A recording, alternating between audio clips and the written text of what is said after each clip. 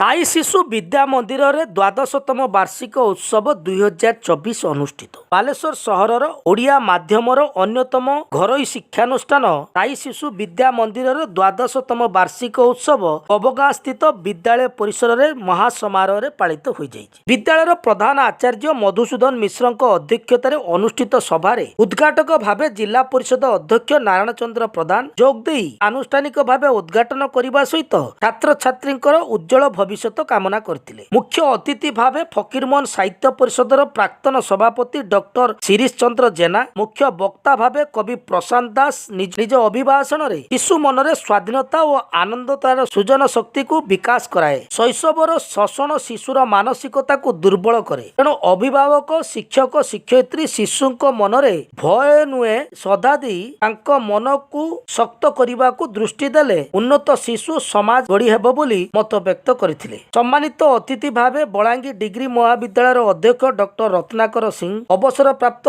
गोष्ठी शिक्षा अधिकारी जयंत पाणिग्राही, समाजर वरिष्ठ सह संपादक शशिरंजन मल्लिक, उत्कल शिक्षा परिषदर राज्य संपादक जोगेन्द्र दास, समाजसेवी रघुनाथ दास, विद्यालयर चेयरमैन प्रफुल्ल कुमार महापात्र प्रमुख जोगदे छात्र छात्री उद्देश्य बहुमूल्य वक्तव्य मान प्रदान करथिले। एही अवसर रे विभिन्न प्रतियोगितार कृतकार्य होइतिबा छात्र छात्री अतिथि द्वारा पुरस्कृत करा जायतिला। शिक्षयित्री आभामयी बारिक मंच आह्वान करथिबा बेले वरिष्ठ शिक्षक हेमंत दास धन्यवाद अर्पण करथिले। एही अवसर रे शिक्षयित्री श्रीमती बारिक और सुप्रभा दलईक संयोजन रे छात्र छात्री द्वारा चित्ताकर्षक सांस्कृतिक कार्यक्रम अनुष्ठित होइतिला। एही उत्सव रे विद्यालयर समस्त शिक्षक शिक्षयित्री छात्र छात्री और अभिभावक माने उपस्थित रहिथिले। समस्त को मो प्रणाम करूछि एवं शुभेच्छा दउछि जणाउछि आपनको। ए विद्यालय दीर्घ 12 वर्ष धरी आपण मानक सेवारे निश्चय ए अंचलर प्रतिभा परिचय करबा संगे संगे शिक्षार प्रचार प्रसार करूछि। तेणु पूर्व करी वक्ता एवं मुख्य अतिथि तंकर अभिभाषण रखिले मो से विषय को आउ जाऊ नाही, खाली पदटे कहबी आपण मानक पाखरे। आज विद्यालय पिला मानकर जो कला प्रतिभा परिचय करबा संगे संगे जो कार्यक्रम अछि आम समाज रे कर्तव्यर अवहेला निहाती रहउछि एवं अधिकार पछरे गोड़े चालुछि। से पिलाटे हो बापाटे हो माटे हो भाईटे हो अधिकार पछरे दौड़ुछु किंतु कर्तव्य पछरे आमे चाहू ना। तेणु सेथि पई आबकी ए जो विद्यालय प्रांगण रे उपस्थित थिबा समस्त अभिभावक अभिभाविका गुरुजी गुरुमा एवं समस्त निवेदन करिबा हमर कर्तव्य को किबल भाबे गोटे पिलाटे तार बापा माँ एवं गुरु एवं गुरुजन मान किभली भाबे भक्ति कले से निश्चय कार्यक्रम तार आगु को जीव ता अधिकार से निश्चय पाइबो।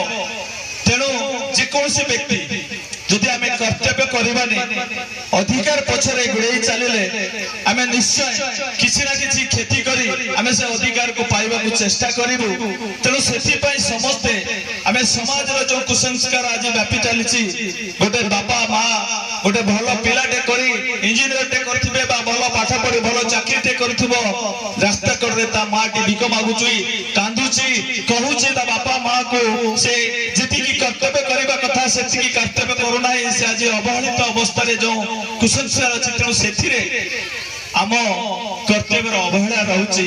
तेणु मोर निवेदन करिबी समस्त को आमे कर्तव्य पछरे आगे जीवा कर्तव्य कले आमे निश्चय से कामटी करबा संगे संगे हमर अधिकार आमे आपे आपे पाई जीवु। हमकेटी विद्यालय श्रृंखला पाठ पढ़ा जाउछि, आमे किंतु श्रृंखलित हेबा पाठ तो पढ़िबा किंतु पाठ पढ़िबा संगे श्रृंखला ज्ञान एटा प्रथम कथा। प्रथम दरकार होछि श्रृंखला। आमे किंतु निजे श्रृंखलित हेबा, आमे श्रृंखलित हेबा अर्थ आमे ठिकना समय विद्यालय को आसीबा, सार माने जहा पाठ दउछंती ताको ठीक भाबे करबा, आमे घरे जाई मध्य ताको अभ्यास करबा।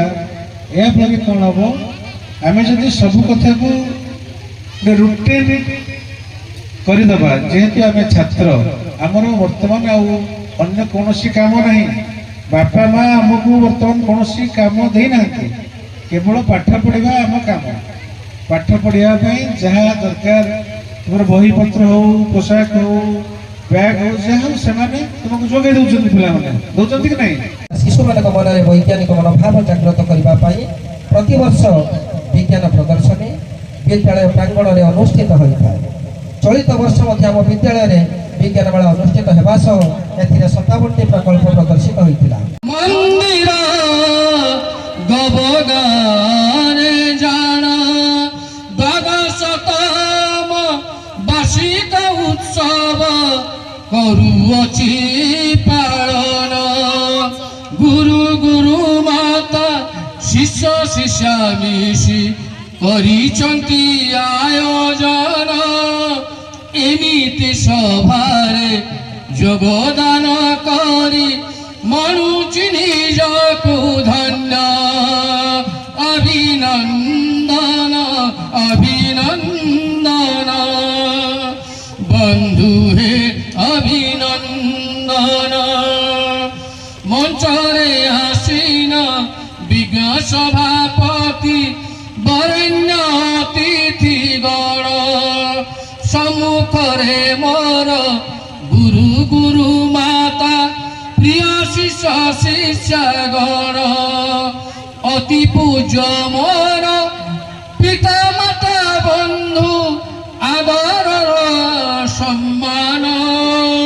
ଅତି ଆପଣାର ମେଡ଼ିଆର ବନ୍ଧୁ ବନ୍ଧୁ ସାମ୍ବାଦିକ ଗଣ।